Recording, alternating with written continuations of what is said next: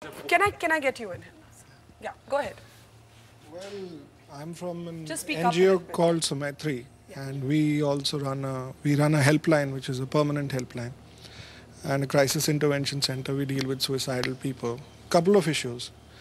Something we've talked about. One is the 10th class exams. Firstly, I may mention for most people here, especially somebody like me from such an organization, there's nothing more devastating than a student, a young person who has committed suicide just because of the anxiety of exam results, board results. It causes such an amazing amount of pressure on the students these days.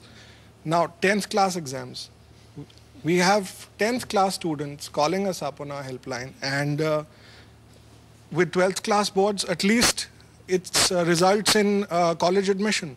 But what about 10th class results? There are students committing suicide after 10th class results also. Why is that?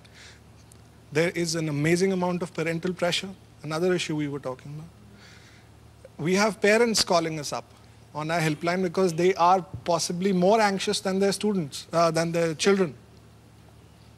Calling us up. What do they say? What do the now, parents you say? can imagine that whether the child, the student, whose parents, father and mother are undergoing such an, he's seeing them under such an amazing amount of pressure because of the exam results. So it obviously filters down to him. And that's why and filters down to him in a much multiplied way.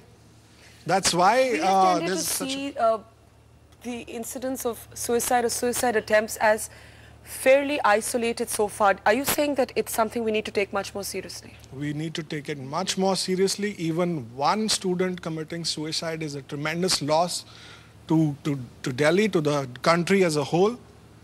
And we should not have even a single incident. Why should it be like that? If there's a system that is causing even one student, one child to commit suicide, to end his life over a figure of numbers on a sheet?